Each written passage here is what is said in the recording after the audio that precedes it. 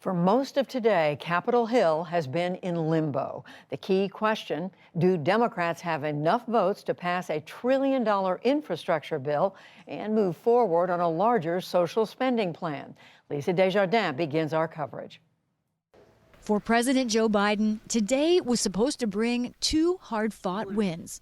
The number one priority should be seeing Congress pass these bills.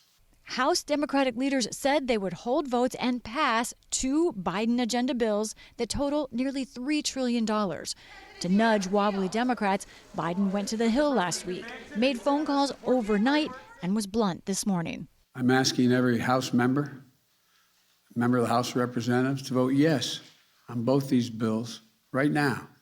Send the infrastructure bill to my desk. Send the Build Back Better bill to the Senate.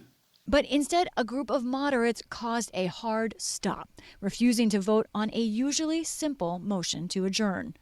At least four Democratic lawmakers, including Representatives Stephanie Murphy, Kurt Schrader, Jared Golden, and Ed Case, demanded another cost estimate of the larger Build Back Better bill before voting for anything. Thrown into limbo were two mega bills. One, the infrastructure deal, a bipartisan, roughly $1 trillion package with money for roads and bridges, public transit, and clean drinking water.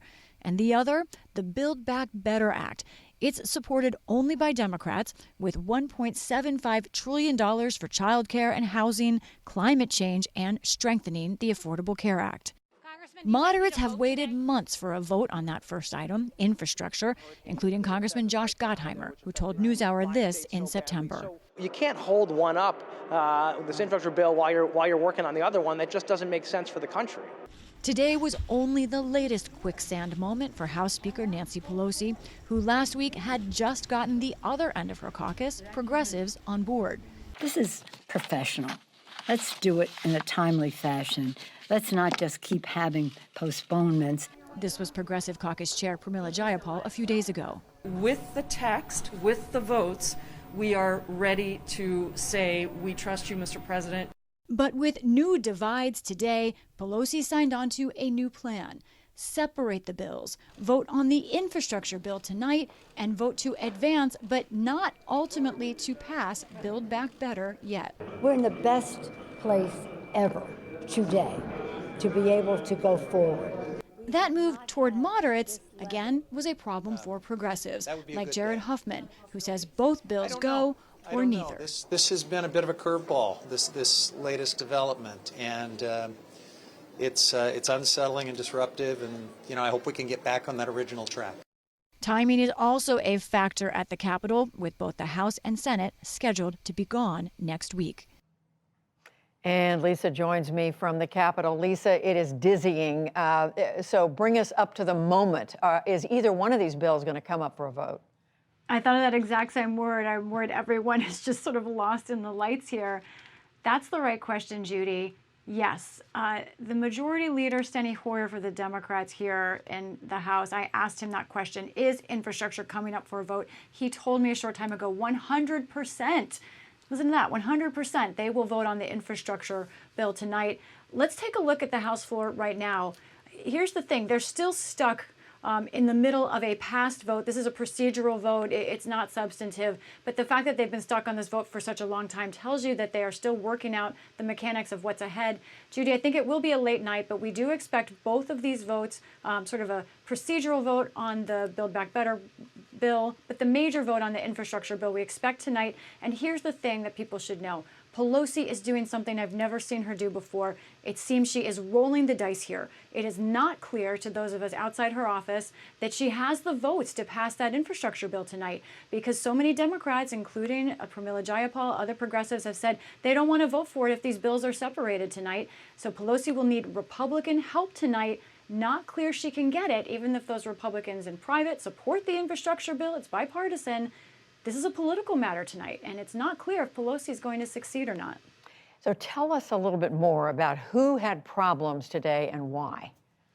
Right. So the moderates had a couple of concerns. One we talked about before was the cost of the bill. They simply did not trust the initial cost estimate they were given. They want the other from the Congressional Budget Office. But a big issue for moderates, Judy, also are the provisions about immigration and the idea of a status for undocumented immigrants. Some of those frontline Democrats, moderates, are worried that that would be an issue they could lose on next year at the polls.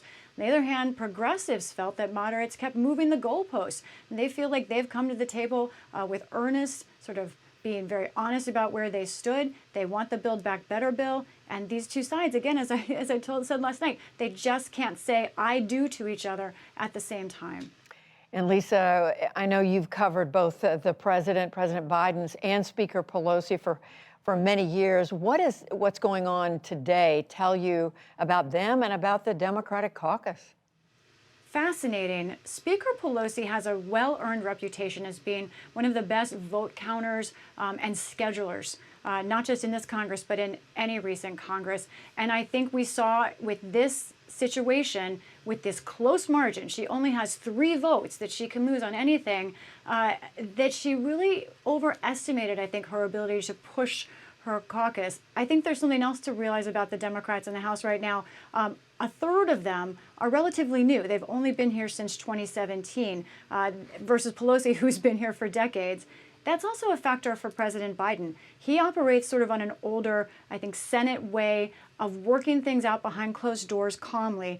And some people I talk to here say, yes, he was involved, but perhaps he should have been less congenial and really taken more of a stand and really told, for example, moderates and progressives, you need to vote now, versus placing that on Speaker Pelosi to do, which is how he handled it.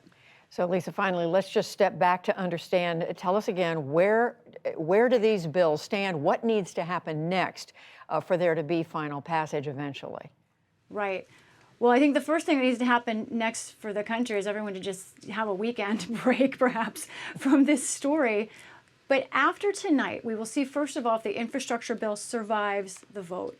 Then, on Build Back Better, we know that that's not going to pass tonight. They won't even vote on that in the House tonight. So we are going to have to wait now for Democrats to get that cost estimate from the Congressional Budget Office. That will take who knows how long, days, could even be weeks. That is a potential time cost that could affect them. In the meanwhile, there will still be more talks with the Senate. I want to tell folks about that large bill. The truth is there's a lot of support from everyone in the House, in the Democrats, on Build Back Better. That will pass probably when it comes up. The funny thing is the House has been the easy part. So once we get past all of this, Judy, you and I will probably be spending time talking about the Senate, where things are still very tricky on that large bill. Follow the bouncing ball. I have a feeling you're going to be working late tonight, Lisa Desjardins. The weekend will come, though. We'll get there. It will come. Lisa, thank you very much. You're welcome.